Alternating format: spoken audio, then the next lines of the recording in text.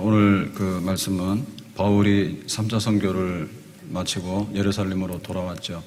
그랬는데 환영도 받았지만 또 못마땅하게 여기는 유대인들이 이제 난리가 났죠. 바울이 왜 이렇게 밉냐 하면 예수님, 스데반, 바울 같은 맥락이거든요. 예수님이 왜 십자가에서 못 박혀서 죽습니까? 유대인들이 미워했잖아요. 첫째가 뭐냐면 신성모독이에요. 내가 하나님이다 이랬죠, 예수님이. 하나님의 아들이라는 얘기는 하나님이라는 얘기잖아요. 그러니까는 이 자기 스스로 하나님이다, 신성모독이다 그랬고, 또 예수님이 사흘 만에 성전을 헐고 짓는다 했어요. 그래서 성전을 헌다는 건 또 성전 모독이잖아요. 그래가지고 막 미웠죠. 그리고 또 예수님이 미웠던 게 뭐냐면 안식일 날도 뭐 이렇게 소경에 눈을 뜨게 하고 이런 거 했잖아요. 그러니까는 율법, 하나님 말씀을 안 어긴다. 하나님 말씀을 훼손시킨다. 그러니까 이게 딱 되니까 그냥 예수는 살려두면 안 된다. 이렇게 해가지고 십자가에 못 박아 죽이라. 이렇게 된 거예요. 근데 스데반도 똑같은 거예요. 스데반도 설교를 하는데 그 예수님에 대해서 얘기하니까 똑같다고 그러죠. 그래서 스데반도 성전 모독에다가 하나님 말씀, 율법을 또 훼손시킨다. 이런 것 때문에 돌로 쳐 죽이라 해서 이번에는 돌로 쳐 죽였잖아요. 그런데 이제 바울인데 바울도 예수님 증거하고 복음 증거하니까 똑같은 맥락이거든요. 그래서 유대인들이 1차 선교하고 와서 바울이 그 복음 전할 때 하는 얘기를 들어보니까 성전, 예루살렘에 있는 성전은 이거는 헐어야 된다. 그리고 예수님이 진짜 성전이다. 성전에 대해서 얘기하는 거하고, 그 다음에 할례 받는 거 이런 거 안 해도 된다. 그러니까 또 율법을 훼손하는 거다. 말씀 훼손하는 거다. 그런 거 하고, 그리고 또 유대인들이 예수를 믿으면 구원받는다. 그 이방인들이 예수 믿으면 구원받는다라고 하니까 유대인하고 이방인하고 똑같냐?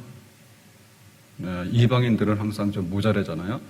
그래서 유대교로 들어와서 유대교 안에서 뭔가 이렇게 돼야 되는데 유대교로 들어오지도 않고 그냥 예수 믿으면 구원받는다고 그렇게 하니까 이방인 우대. 사실은 유대인들은 뭐예요? 유대인이 굉장히 선택받은 백성으로 굉장히 우월하다고 생각했죠. 그런데 그게 아니라 그죠. 그러니까는 바울에 대해서 이제 유대인의 입장에서 볼 때는 안 좋은 게 있었는데 2차, 3차 선교를 하니까 그게 이제 날이 갈수록 더 강해지잖아요. 그러니까는 반감, 바울에 대한 그 악감이 높아졌죠. 근데 딱 걸린 거죠. 3차 선교하고 와서 이방인을 데리고 성전에 들어갔다. 사실은 성전에 안 들어갔어요. 이방인을 안 데리고 갔거든요. 근데 그런 잘못된 얘기를 하니까 폭발한 거죠. 성전을 모독한 거다. 어떻게 이방인을 데리고 가냐 해가지고는 우르르 몰려가지고 그 오순절날 예루살렘에 모인 사람들이 많잖아요. 그러니까는 우르르 몰려가지고 바울 죽이자 하니까 법적인 거 없이 그냥 스데반 돌로 쳐 죽이듯이 이제 이런 식으로 바울이 죽게 생겼지. 그러니까 이제 로마 군인이 개입하잖아요.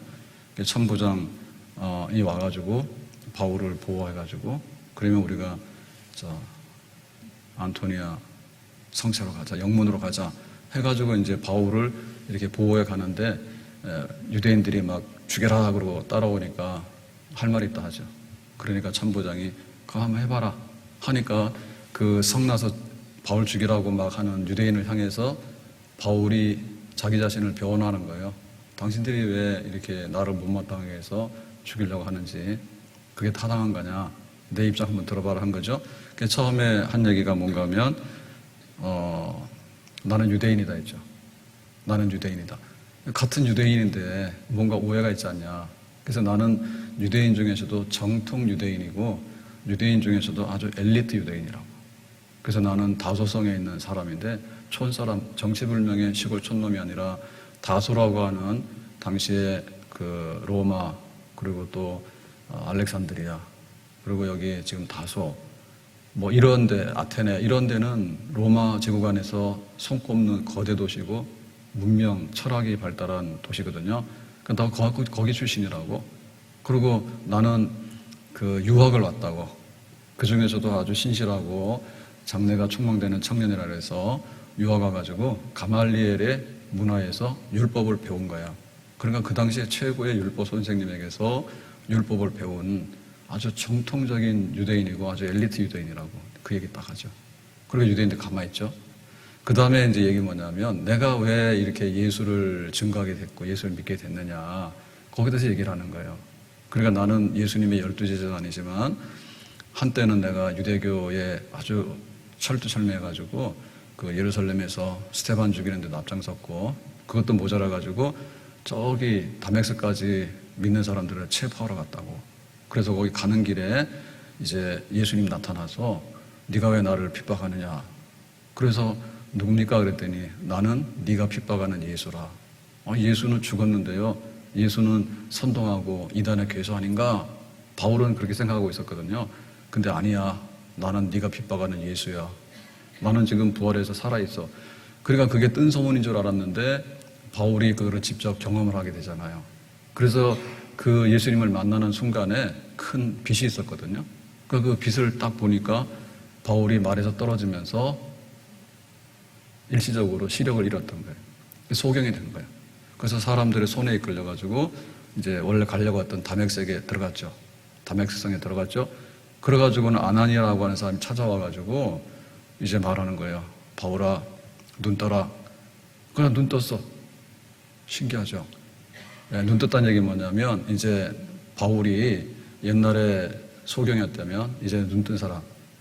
옛날에는 예수님을 이단의 괴수로 알고 헛소문 퍼뜨리는 저 믿는 기독교인들을 잡아야 된다고 체포해야 된다고 생각했는데 예수님 부활했고 그러게 이제 예수님 편으로 섰다라고 하는 하나의 상징적인 사건이 눈 뜨는 사건이죠.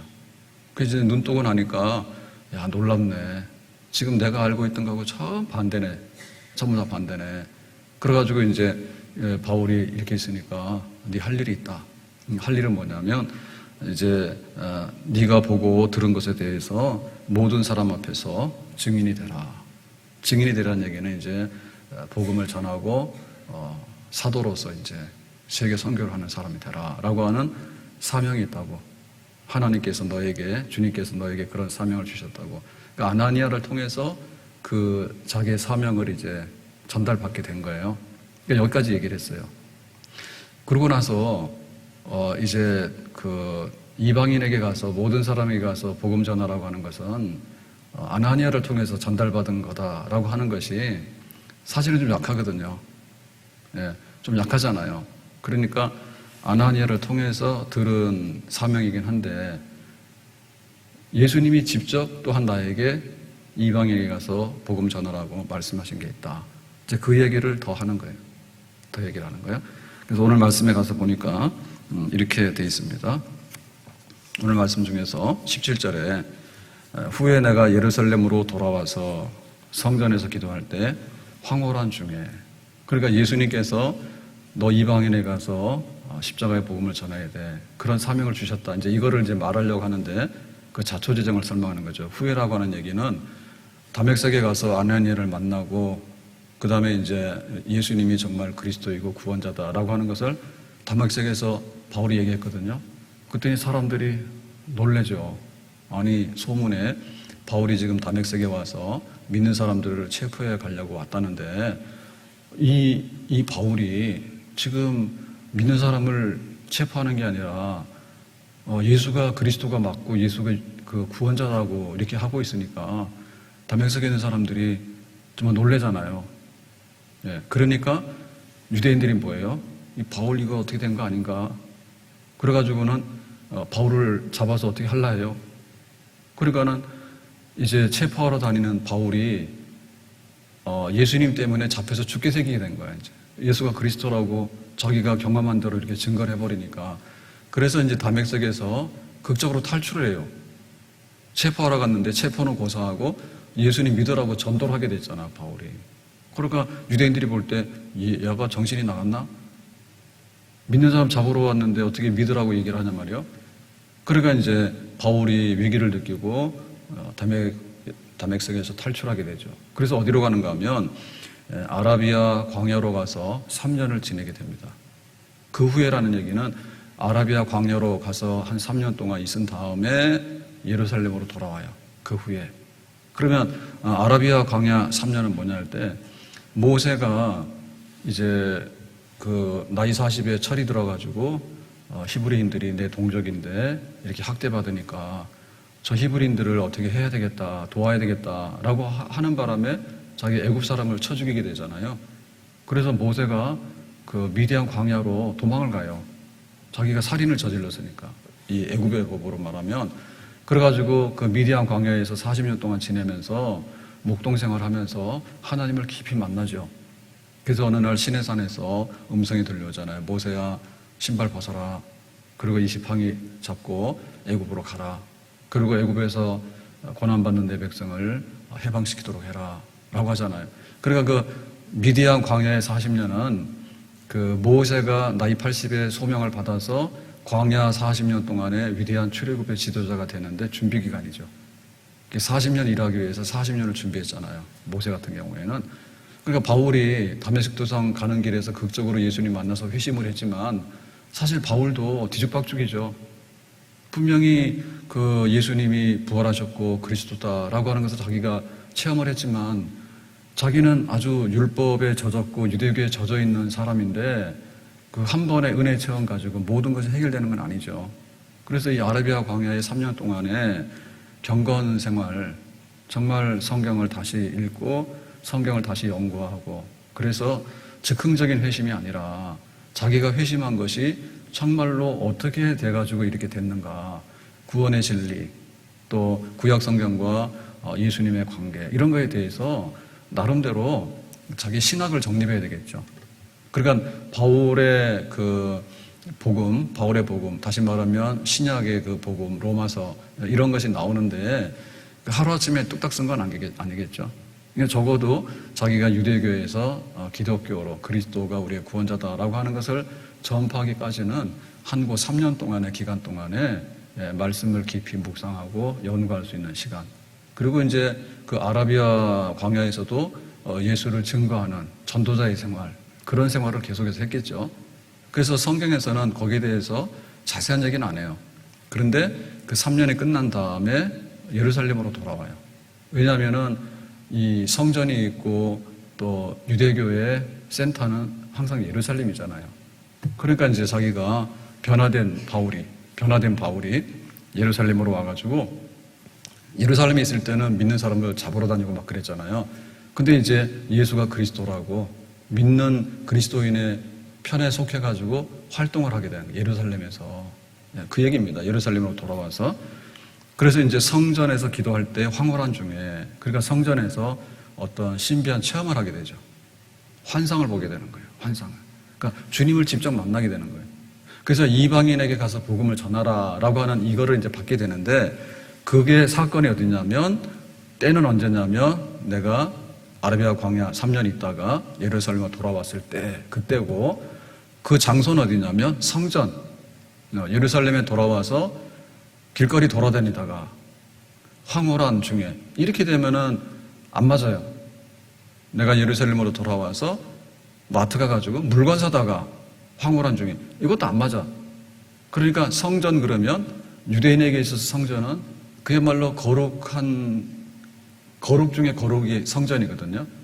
그래서 지금 바울이 그 죽여라라고 하게 된 것도 이방인을 성전에 데리고 갔다고 하는 잘못된 말 때문에 지금 유대인들이 폭발한 거예요. 안 좋은 감정이 폭발한 거예요.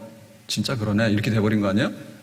그러니까 이제 바울이 내가 정상적이다. 그리고 이방인에게 1, 2, 3차 선교하고 한 것은 다 주님의 뜻이다. 주님의 명령 때문에 내가 한 거다라고 하는 것을 지금 증거하려고 하니까 이 성전이 문제거든요. 성전을 더럽혔다잖아. 그리고 예수님도 3일 만에 성전 헌다 했잖아. 그 성전이 문제이기 때문에 진짜 성전이 뭔지를 설명을 했고 바울이 성전을 더럽힌 게 아니라 나도 성전에서 주님을 황홀한 중에 만났다고 그 얘기를 하는 거예요. 그래서 이 성전에서라고 하는 장소를 여기서 표시를 하고 있는 거예요. 그래서 황홀한 중에라고 하는 얘기는 하나님을 만나는 방법 중에서 직접적인 만남입니다. 그래서 우리가 전달해가지고 하다 보면은 거기에 오류들이 생길 수 있어요. 그러니까는 직통으로 직접 예수님께서 나에게 모든 이들에게 가서 복음 전하는 사명이 너에게 있다. 처음에는 아나니아를 통해서 알려줬잖아요. 근데 이번에는 직접 주님께서 나에게 신비로운 황홀한 중에 말씀해 주셨다. 그 얘기를 하게 되는 거예요. 자, 18절 가서 봄에 주께서 내게 말씀하시되, 내가 지금 황홀한 중에 환상을 보는 겁니다. 성전에서 기도하는 중에 말씀하시는데, 속히 예루살렘에서 나가라. 급하다는 얘기죠. 예루살렘에서 나가라는 얘기는 예루살렘에 있으면 네가 위험해. 그러니까 피해. 이런 뜻도 있고요. 또 예루살렘에서 나가라는 얘기는 여기서 복음 전해봐야 안 돼. 그러니까는 복음을 전해야 될 때로 가. 그러니까 예루살렘이 아니라 예수님께서 말씀하셨잖아요. 너희는 가서 모든 족속으로 제자를 삼아. 예수님께서 승천하시기 전에. 그러니까는 모든 족속으로 가야 되지. 왜 예루살렘에 와서 자꾸 이러니? 더 넓은 데로 가. 그리고 사도행전에도 보면 성령이 너에게 임하시면 너희가 권능을 받고 예루살렘과 온 유대와 사마리아와 땅끝까지 이르러서 내 증인되라 했잖아요.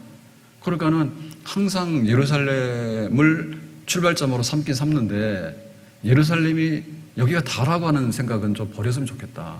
그러니까 나가라. 예루살렘 밖으로 나가라. 예루살렘에서 듣지도 않을 뿐더러 예루살렘에서 위험하게 되니까, 그리고 모든 이들에게 복음이 전파되어야 되니까 빨리 나가라. 세계 선교하라. 이방인 선교하라. 주님께서 그렇게 말씀하셨다는 거죠. 그들은 네가 내게 대하여 증언하는 말을 듣지 아니하리라 하시거늘. 그러니까 그 유대인의 본부인 예루살렘에서 그 아주 마음이 다친 유대인들에게 아무리 얘기를 해봐야 안 듣는 사람한테 가서 계속 얘기하다가 거기서 주저앉으면 안 되지 않느냐. 안 들어? 그러면 듣는 사람에게 가야지. 맞죠? 또 여기 안 듣는 사람한테 힘쓰지 말고 들으려고 빨리 와서 우리에게 복음을 주세요. 바울이 드로아에서 환상을 보지 않습니까? 아시아 성교가 막히니까. 그랬더니 뭐라 했어요? 마게도냐 사람이, 저 바다 건너에 있는 마게도냐 사람이 건너와서 우리를 도와주세요. 그런 환상을 봤잖아요. 그러니까 오라고 하는 데 너무 많잖아. 근데 여기 안 듣는데 가서 뭐하러 계속 있냐 말이죠. 우리를 부르고 초대하는 대로 빨리 가야 되는 게 맞다. 그런 환상, 황홀한 체험이 나에게 있었다. 그런 얘기입니다. 그래서 그 얘기에 대해서 좀 더 상세하게 하고 있는 게 뭐냐면 사도행전 9장에 있는 그 말씀인데요. 9장 28절에 보니까 사울이, 바울이죠. 제자들과 함께 있어 예루살렘에 출입하며, 그러니까는 그 아라비아 3년 광야 생활을 하고 나서 예루살렘으로 와서 믿는 제자들, 그리스도인들하고 함께 이제 이렇게 지내게 돼서 예루살렘에 있을 때 29절에 예수의 이름으로 담대히 말하고, 그러니까 예루살렘에서 핍박자가 아니라 이제 예수님을 믿으라고 하는 그런 전도자로서 이제 활발하게 이제 이렇게 활동을 하는데, 헬라파 유대인들과 함께 말하며 변론하니 그 사람들이 죽이려고 힘쓰거늘. 그러니까 이 헬라파 유대인이라는 얘기는 뭐냐면 바울이 1, 2, 3차 선교를 할 때 바울이 전한 복음에 대해서 그 바울의 활동을 알고 있는 사람들이에요. 그러니까 이 사람들이 제일 바울에 대해서 악감이 많은 거예요. 예수님이 진짜 성전이고 여기 예루살렘에 있는 성전은 별거 아니다. 그리고 뭐 할례라든지 뭐 안식일 규정이라든지 이런 거는 중요한 게 아니니까 이제 그렇게 했던 것이 이제 성전 모독이고 또 율법에 대한 훼손이고, 그리고 할례도 안 하고 그냥 예수 믿으면 구원받는다 이렇게 하니까 그 유대인들을 깎아내리는 것 같고, 뭐 이런 거에 대한 것들을 이제 차곡차곡 마음에 악감으로 쌓았던 사람들이 있죠. 그러니까 이런 사람들이죠. 그러니까 이런 사람들하고 바울하고 논쟁이 붙는 거죠. 그게 아니야. 바울이 그렇게 하면 네가 그랬잖아 해가지고 이렇게 논쟁이 붙으니까 변론하다 보니까 나중에 감정이 격해서 그러면 바울 저거 어떻게 죽여버려야 되겠네. 이제 이런 분위기가 이제 막 올라오는 거죠. 그래서 바울이 이제 이 위태로운 상황에서 벗어나기 위해서 멀리 가라라고 했으니까 이제 가게 되는 겁니다. 9장 30절에 형제들이 알고 이 유대인들 중에 악감이 있는 사람들이 바울을 죽이려고 하는구나. 그러니까 바울을 빼돌리는 거죠. 어디로요? 가이사라로 데리고 내려가서, 그러니까 예루살렘에서 가이사라로 가게 되면 가이사라는 이제 항구잖아요. 큰 항구잖아요. 그러니까 여기서 배를 타고 다소로 보내니라. 다소는 원래 바울의 고향이에요. 큰 도시예요. 그러니까 바울 거기 가서 좀 피신하고 있으라고, 고향에 가서 이렇게 해서 이렇게 배려해가지고 바울이 그 아라비아 광야 3년을 마친 다음에 예루살렘에 왔을 때 그 위기 상황을 탈출했죠. 그래서 다소에가 있는데 이제 안디옥 교회가 부흥하잖아요. 그러니까 안디옥 교회에 바나바가 가서 보니까 너무 사역은 많고 일꾼은 없고 하니까 다소에 있는 바울을 오라고 해서 초청하죠. 그래서 다소에 있는 바울이 안디옥으로 와가지고 바나바하고 함께 사역을 하다가 우리 선교하러 갑시다 해서 1차 선교를 가게 된 거예요. 그렇게 연결이 되는 거예요. 자, 그래서 이제 자기가 이제 다소로 피했다. 그리고 이방인에게 선교 사명했다. 주님께서 이렇게 말씀하셨다는 것까지. 자, 그랬는데 바울이 그러면 이방인의 선교에 대해서 어떻게 그거를 받아들였는가에 대해서 그 내막을 다시 한번 설명할 때 19절에 보니까 이렇게 말했습니다. 내가 말하기를 주님, 내가 주를 믿는 사람들을 가두고 또 각 회당에서 때리고 라고. 그러니까는 너는 모든 사람 이방인에게 멀리 가서 복음 전해야 되는 사명이 있어. 아나니아를 통해서 말씀해 주셨는데 3년 후에 예루살렘의 성전에서 기도하는 중에 예수님께서 직접 말씀하신 거예요. 황홀한 환상 중에. 그러니까는 바울이 여기에 대해서 부담을 느낀 거죠. 아니 주님, 내가 옛날에 어떻게 하신지 아시지 않습니까? 나는 믿는 사람들을 잡아다가 가두기도 하고 때리기도 하고 심지어는 피를 흘려서 죽이기도 했어요. 스데반이 피 흘리고 순교할 때 나도 그 주동자 중에 한 사람이에요. 그러니까 나 같은 사람이 그 복음을 전하고 이게 말이 되는 겁니까? 라고 사양하래요. 처음에는 선뜻 받아들이기 어려웠어요. 그리고 그 사명이라는 게 작은 사명이 아니죠. 예, 모든 사람들에게 가서 복음 전하라고 하는데 얼마나 그 과제가 큰 과제고 또 험악한 일입니까? 그러니까 바울이 이 이방인에게 가서 복음 전하는 일을 자기 스스로 플랜을 짜가지고 이건 내가 해야 될 일이 있다 해서 막 나가는 거죠. 뭐 애들이 장난하듯이 내가 막 해볼게요 이렇게 한 게 아니라 이거죠. 그렇게 한 게 아니라 주님께서 하라고 하시는데 나 같은 사람은 과거에 이력도 안 좋고 또 그 큰 일을 내가 해야 되는가? 주님 좀 웬만하면 나는 못하는 사람 아닙니까? 라고 거절했다는 거예요. 그런데도 주님께서 아니야 너 꼭 가야 돼 라고 하니까 뭡니까? 이거는 내가 한 내 일이 아니죠. 이방인에게 복음 전하고 다니는 일은 바울이 지금 할 일이 없거나 혹은 바울이 자기가 하고 싶어가지고 그냥 막 자기 스스로 만들어낸 그런 사적인 일이 아니고 나는 사양하고 나는 자격도 없고 나는 과거에 보더라도 믿는 사람에게 해를 가한 그런 아주 죄인의 괴수인 사람인데 내가 그런 일을 해야 되겠습니까? 하니까 네가 그 일을 해야 된다고. 내 뜻이라고. 그러니까 이거는 바울이 만들어낸 일이 아니라 주님께서 바울을 굴복시킨 사건이에요. 주님께서 전 세계에 복음을 전해야 될 사명이 있는데 네가 적격자라고. 그래 나는 너를 꼭 통해서 이방인 전도를 하고 싶다고. 그러니까 주님의 간절한 뜻인 거예요. 주님의 사업인 거예요. 그러니까 바울 네가 해야 돼. 그러니까 바울이 못한다 소리 못하는 거죠. 그러면 내가 가야 되겠죠. 이렇게 이제 주님께서 이 이방인 전도를 계획하신 일이고 원래 시작하신 분이다라고 하는 것을 바울이 증거하는 거죠. 그러니까 유대인들이 야 네가 왜 이방인에게 가서 막 이렇게 가볍게 막 해가지고 유대인들 망신시키고 막 그런 일을 해라고 하는 것을 이제 설득시키는 거예요. 이거는 하나님이 하시는 일이다. 그리고 예수님께서 하시는 일이지 이건 내가 사사롭게 하는 그런 일이 아니다. 그러니까 나를 이렇게 무슨 잡범 아주 그 별거 아닌 일에 돌아다니면서 사건 내고 이런 걸로 나를 취급하지 말고 주님께서 마지막에 구원하려고 하는 그 큰 일에 대해서 내가 이렇게 일을 한 것이고 그러니까 당신들도 예수가 그리스도라고 믿는다면은 주님께서 전 세계 모든 민족에게 복음 전해서 구원받으려고 한다라고 하는 것을 인정을 좀 하고 받아들이면 좋겠다라고 이제 그 유대인들의 악감을 누그러뜨리기 위해서 이건 주님의 명령이고 하나님의 구원 계획이다. 그거를 이제 열심히 증거하고 있는 겁니다. 자, 20절에 보니까 주의 증인 스데반이 피를 흘릴 때 내가 곁에 서서 찬송하고 그 죽이는 사람들의 옷을 지킨 줄 그들도 아나이다. 그러니까 바울에게 있어서는요. 내가 얼마나 이 복음 전하는데 부적격자인가 그거를 생각할 때 항상 자기가 피 흘리는 데까지 독하게 교회를 박해한 거에 대해서 항상 마음에 부담이 있고 짐이 있어요. 잡아다가 가두는 것만 해도 악한 일이잖아요. 근데 심지어는 스데반은 피를 흘려가지고 돌에 맞아 죽도록 하는 일에도 자기가 개입했거든요. 그러니까 나 같은 사람이 어떻게 예수님 위하는 일에 내가 쓰임받을 수 있겠습니까? 그 정도로 나는 예수님하고 철천지 원수 된 사람이었습니다. 그래서 오히려 바울은 이거를 나중에 바꾸죠.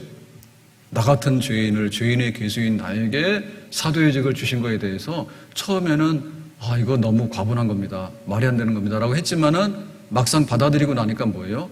다른 사람보다도 훨씬 더 많이 헌신하게 되는 거죠.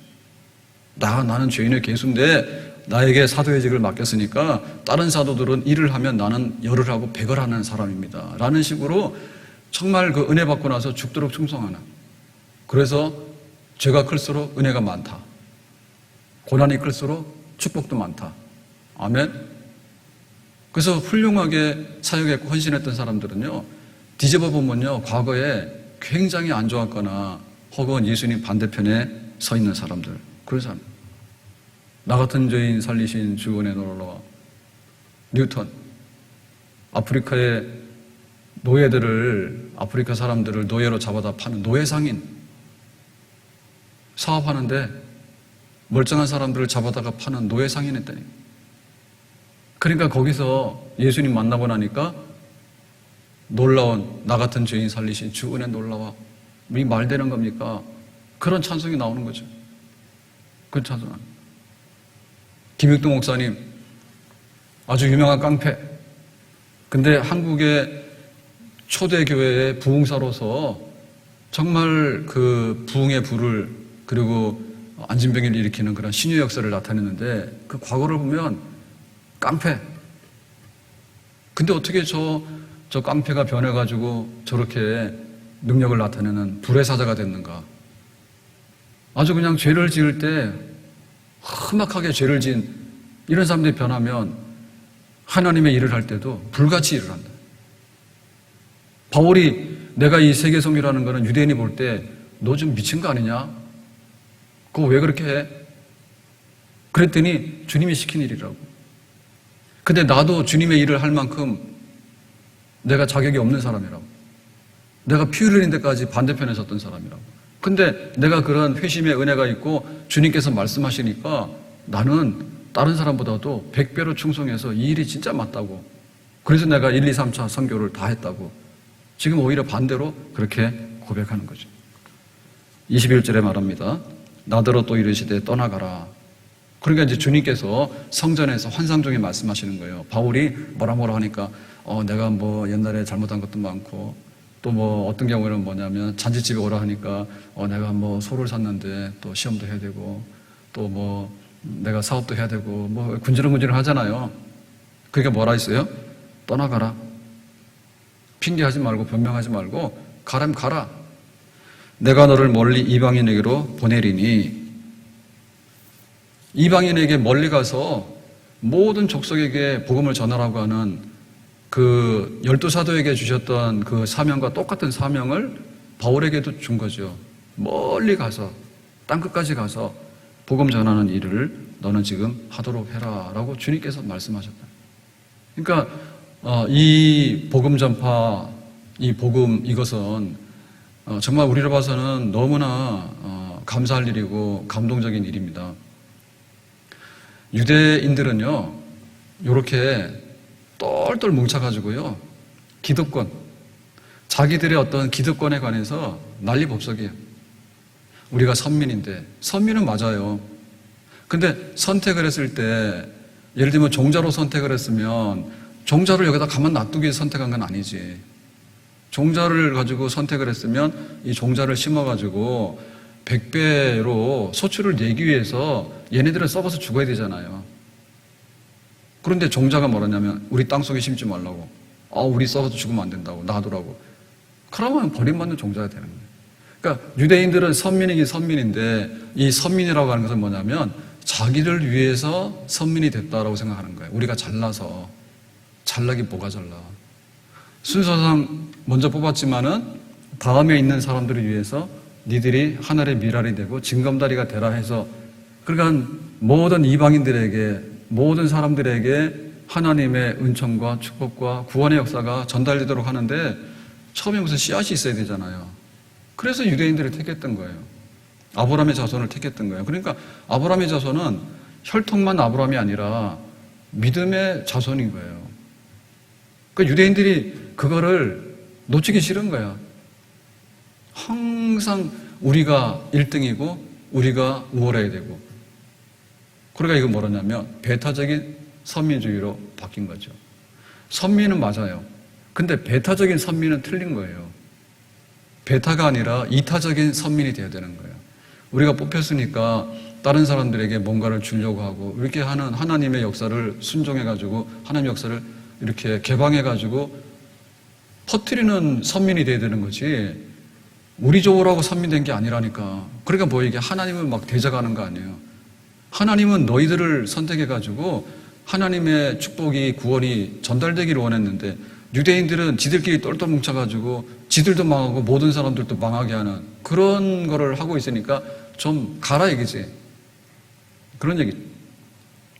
그래서 이방인에게 유대인이 아니라 이방인에게라고 하는 얘기는 하나님의 기뻐하시는 뜻이라. 그리고 여기에 그 유대인들이 가졌던 그 율법의 전통들이 있어요. 근데 그 율법의 전통이라는 것도요. 그 말씀의 뜻은 언제라도 진리가 그 상황 속에서 변화돼 나가는 거예요. 적용이 변화돼 나가는 거죠. 그러니까 유대인들의 몇 가지 전통만 가지고서 모든 말씀을 아는 건 아니고 믿음으로 구원받는다. 행위가 아니라 그 다음에 믿음으로 구원받으면 어떻게 되냐면 변화돼서 정말 하나님 말씀대로 살아야 된다. 그랬는데 유대인들은 본 성경의 말씀은 별로 관심이 없어요. 그리고 항상 자기들이 가지고 있는 전통만 붙들고 있는 거예요. 낡은 전통만. 그러니까는 안식일날 뭐 하는 날인데라고 하면 안식일은 사람 살리는 날이지. 사람 살리는 날이지 안식일은 앉아가지고 안지병이처럼 가만히 있는 날이 아니란 말이죠. 소경이 앞을 못 보고 있으면 소경의 눈을 뜨게 하면 안식일이죠. 근데 왜 일하지 말라 했는데 소경을 고쳐가지고 일했냐라고 시비를 거니까 이게 지금 하나님이 주신 원래 말씀의 뜻이 아니잖아요. 근데 유대인들은 그런 식으로 붙들고 있거든요. 진리를 붙들고 있는 게 아니라 전통을 붙들고 있다고. 구원의 진리를 붙들고 구원받은 사람들이 어떻게 거룩하게 살 것인가에 대해서 관심이 있는 게 아니라 껍데기 몇 가지의 그 전통을 붙들고는 자기들이 잘난 척하고 있는 거지. 그러니까 그거를 산산이 깨부시는 거예요. 깨부시는 거예요. 이방인에게 가라라고 하는 얘기는 모든 사람에게 구원을 전도하라는 얘기는. 그래서 이것 때문에 우리가 이렇게 한국 사람이지만 또 이 시대를 사는 사람이지만 예수님이 나의 구주가 되신다라고 하는 거에 관해서 아무런 그런 장벽이 없고 어떤 조건이 없이 하나님의 백성의 반열에 우리가 서게 된 줄로 믿습니다. 아멘. 얼마나 고마운지 모르죠. 만약에 이 똘똘 뭉친 어떤 기득권 내지는 전통 속에 우리가 들어오라고 말한다면 우리는 구원도 못 받을 뿐만 아니라 사실은 구원받는 거기 들어가더라도 항상 유대인 밑에 있는 2등 백성이에요. 그런데 그런 게 아니에요.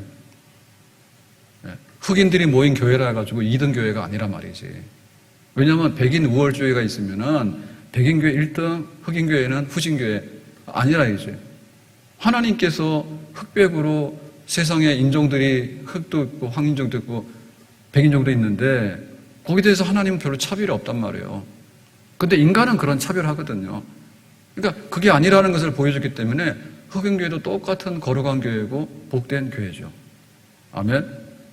우리가 교회로 오는데 우리 교인의 구성 요소들이 있습니다. 근데 많이 배운 사람들, 부자들 세상에서는 굉장히 부러워하잖아요. 저 사람은 굉장히 엘리트야. 하나님 보실 때 뭔 놈의 엘리트예요.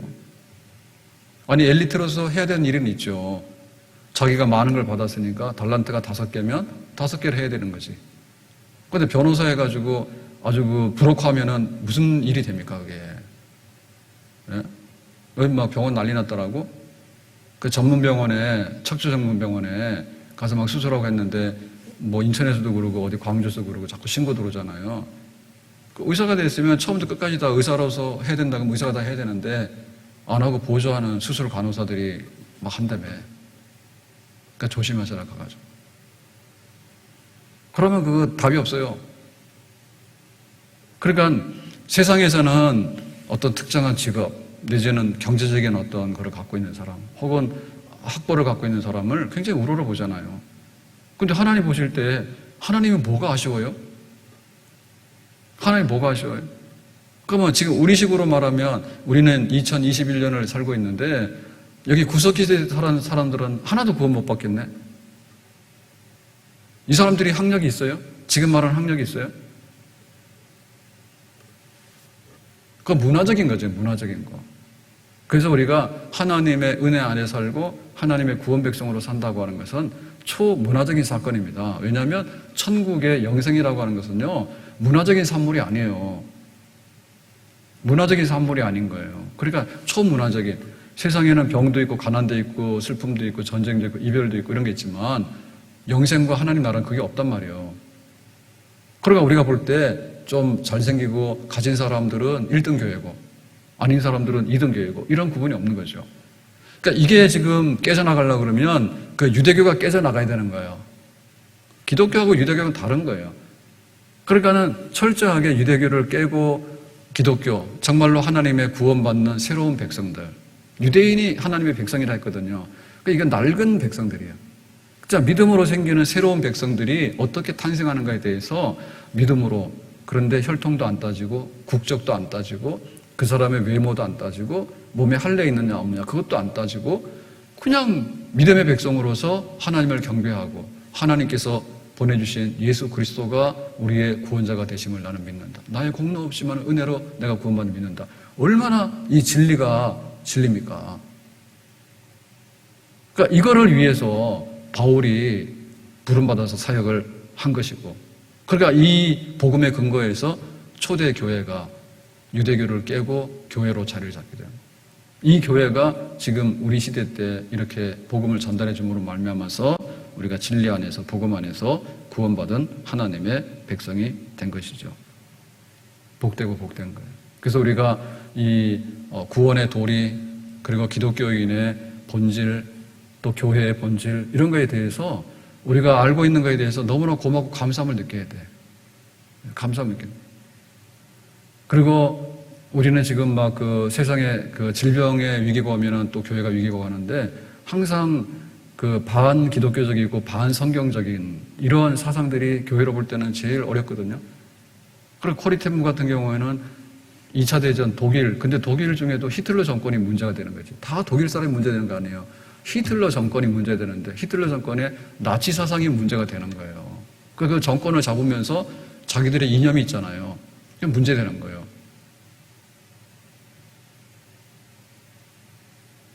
거기에 대해서요, 우리가 답을 하고 나가야 되는데 그런 걸 이제 지켜나가는 거죠.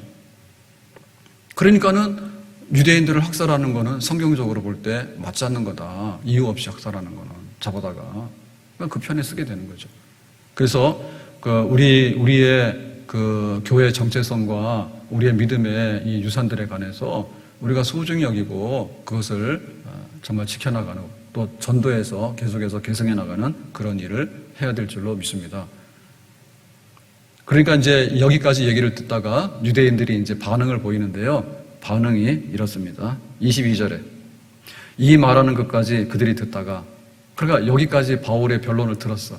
나는 유대인이고 다메섹 도상에서 예수를 만났고 그 다음에 그 아나니아 통해서 내가 눈뜨게 됐고, 그리고 이제 멀리 가서 복음 전하라는 얘기까지 듣고, 그 다음에 내가 아라비아 갔다가 이렇게 예루살렘에 왔는데 그 예루살렘 성전에 들어가서 기도하는 중에 하나님께서, 주님께서 직접 여기 있지 마라, 여기 안 들어.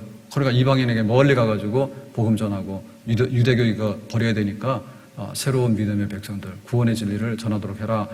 이제 이거 이방인에게 가라라는 얘기를 주님께서 직접 말씀하셨다고 성전에서 이러니까 유대인들이 듣기 싫잖아요. 네가 아무리 둘러대도 이방인에게 어떻게 그렇게 우리랑 똑같이 구원이 있다고 막 떠드냐. 거기에 대해서 이제 감정이 확 올라온 거죠. 그래서 22절에 그랬습니다. 그들이 듣다가 소리질러 이러대. 소리질렀다는 얘기는 관둬라! 입 닥쳐라 이거죠.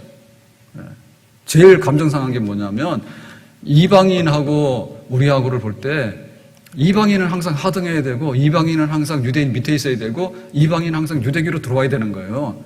근데 그게 아니라 이방인이라 할지라도 예수를 직접 믿어서 하나님의 구원받는 백성이 된다는 거기에 대해서 바울이 자꾸 얘기를 하게 되니까 못 참는 거지. 그만두라고. 이러한 자는 세상에서 없애버리자. 살려둘 자가 아니라 하여. 그러니까 예수님에게 살려둘 자가 아니니까 십자가에 못 박아서 죽여라 라고 유대인들이 외쳤잖아요. 스데반이 예수님의 십자가 복음을 전할 때 저거 돌로 쳐서 죽여라 하잖아요. 율법 모독하고 성전 모독했다고. 바울이 이방인에게 복음 전하는 것이 주님께서 나에게 직접 하신 명령입니다 라고 했더니 입 다물어라. 너 같은 사람 살려두면 안 돼. 이방인에게 왜 복음을 전해서 우리 유대인들이 선민이고 택한 백성이고 우월한 백성인데 그렇지 않은 것처럼 말하냐. 입 닥쳐라 그죠. 이게 유대인들이에요. 가라가 독사의 자식들 같아. 주님께서 똑같이 믿음으로 구원받는다고 예수님의 십자가의 피 흘리심은 유대인만을 위한 게 아니란 말이에요. 모든 이들에게 나의 죄가 있으니 세상 죄를 지고 간 하나님의 어린 양입니다. 주님께서. 그러면 모든 이들에게 죄사함의 효력이 있다. 유대인들이 가지고 있는 할례라고 하는 관습을 하지 않더라도 육신의 할례가 아니라 마음의 할례가 할례다. 나의 죄를 끊어버리고 이제 내가 주의 백성이 되어서 믿음의 의를 붙들고 살겠습니다 라고 하면은 할례 필요 없다 이거죠. 근데 유대인들은 뭐예요? 기어이 할례를 해야 되고 유대인들은 1등 백성이고 이방인들은 찌꺼기 백성이고 그런 생각을 가지고 있기 때문에 여기에 부딪히는 건데 죽여야 된다라고 외치는 거죠. 오늘 바울에게는 굉장히 분명한 거예요. 하나님께서 우리를 구원하시는데 혈통 가지고 따지지 않는다. 전통 가지고 따지지 않는다고. 국적 가지고 따지지 않는다고. 누구든지 주의 이름을 부르는 자는 구원 얻을 것이다. 내가 다메섹에 갈 때 믿는 사람 잡으러 가지 않았냐고. 근데 주님께서 나를 콱 쳐서 죽인 게 아니라 네가 왜 나를 핍박하냐. 너는 이제 이방인을 위한 사도가 돼야 돼. 그렇게 은혜로 대하지 않았냐.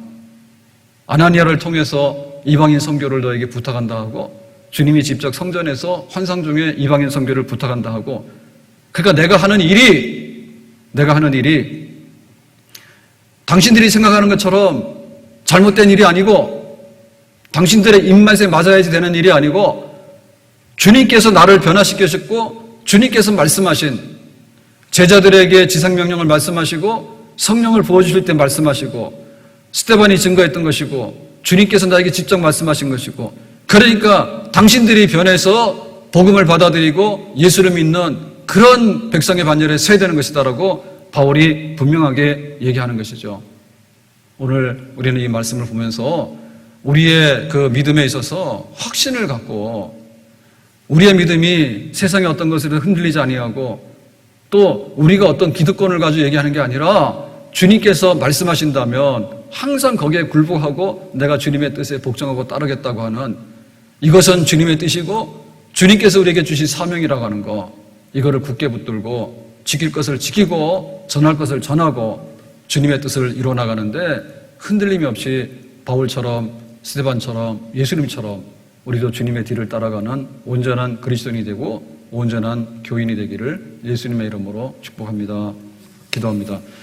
오늘 주신 말씀과 같이 바울이 이방인에게 복음 전하는 일이 유대인들은 너무나 못마땅해서 죽이려고 달려들었지만은 그것은 주님의 직접적인 명령이었고 주님의 뜻이라고 그렇게 담대하게 선포하면서 나의 갈 길 다 가도록 일사각오로 나의 목숨을 귀한 것으로 여기지 아니하고 바울은 이 사역에 헌신하였습니다.